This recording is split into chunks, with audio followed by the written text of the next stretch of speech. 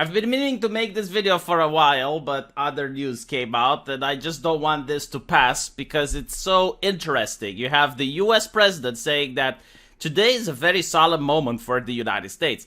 The Supreme Court expressly took away constitutional rights from the American people that it had already recognized. They simply took it away. That's never been done to a right that is so important to so many Americans.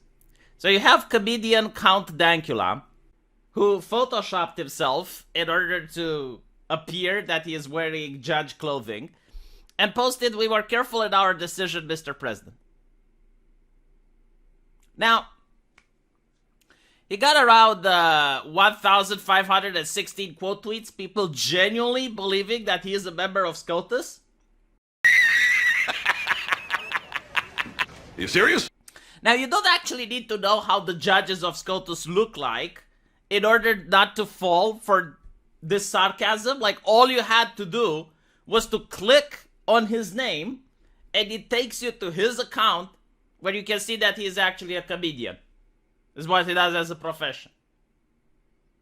So, I think we do need fact checkers. Like, it has reached a point where the average Twitter user is incapable of discerning what is real and what isn't without the help of a third party.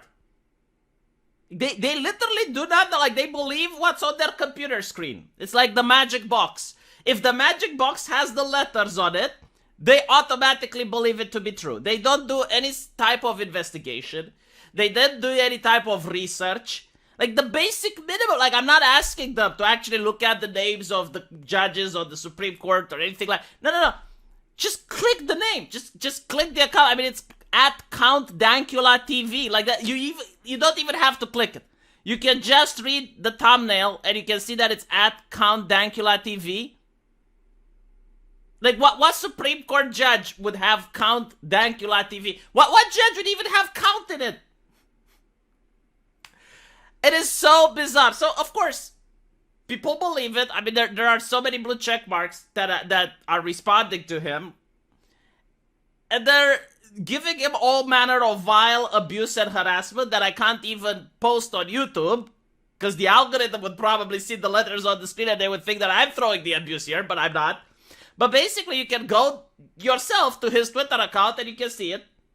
I mean, by now there's video compilations of it. There's TikTok videos going with all the harassment that he's getting.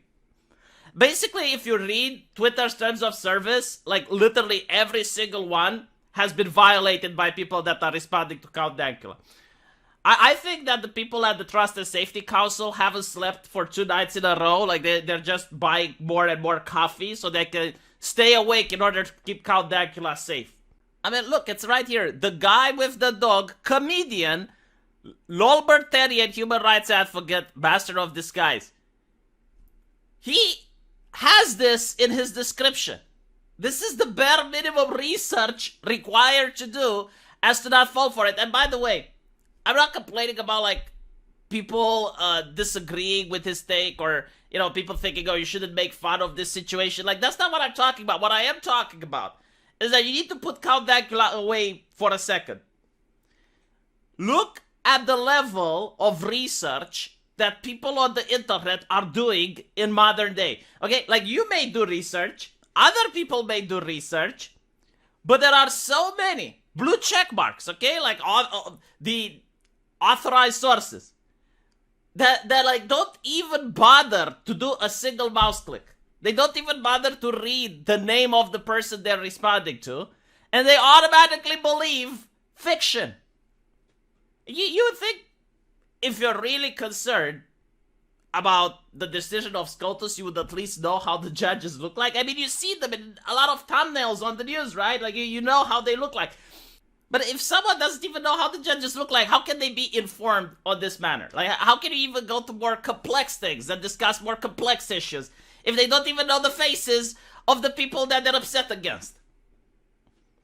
So, the other conversation is that if CountDankula got this much harassment, how much harassment are the judges on the court getting?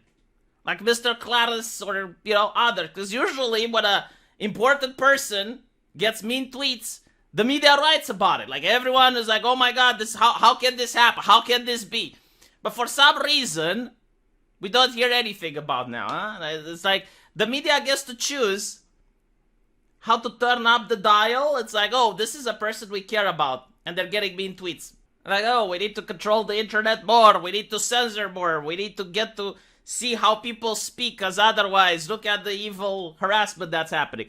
But when it's a person that they don't care about, then they lower the dial. It's like, oh, this person is getting harassment. Oh, let's talk about something else. Let's pretend it doesn't exist. Let's pretend it doesn't happen. And by the way, like, the harassment is some of the most vile that I have seen in ages on the internet. Like, I haven't seen right-wingers say things like this. Let's put it this way. That CountDankula is receiving.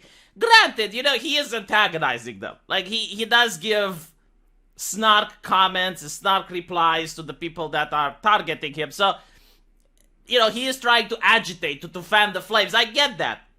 But what I am saying is that if you look at any type of words that he gets and you try to repeat, you get banned instantly. Which is, well, what should happen, right? Like, everyone should be under the same rules. The TOS should be applying to everyone.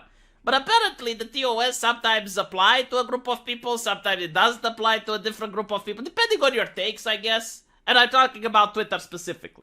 And like that's how it is on Twitter. Like, some people get stopped for a broken taillight, and other people get to drive on the wrong side of the road with 150 miles per hour and no one stops them. I guess it's part of the appeal, right? Like, if you have the correct opinions and the correct ideas, Twitter allows those people to say bad things that violate the TOS without having them suspended. But it is what it is. Honestly, I don't believe that social media can exist in modern age without censorship, but what I would like to see is at least the rules being applied fairly to everyone. I mean, it's not that hard not to use slurs, right? If I can do it, I'm pretty sure they can do it. But it's not being enforced. Hopefully in the future, you know, it will. Maybe once Elon Musk gets Twitter, the rules are going to be applied the same for everyone. Until then, let me know what you guys think, and if you like this channel, you can help it by giving a thumbs up. And if you really like this channel, although I don't know why you would do that, there is the option of a super thanks, as well as the option of joining my subscribe star. And also, finally, I do have a live stream channel. I live stream almost every day, so if you guys want to see me live and interact with me, oh my god, then you can sign up to my live stream channel, and hopefully I'll see you guys there. This goes double if you're from Snopes. Contact me, I'm looking for a job. If this is the level, I'm pretty sure I can debunk a lot of articles for you guys. I can fact check a lot of the things. And see you in the comment section. Take care.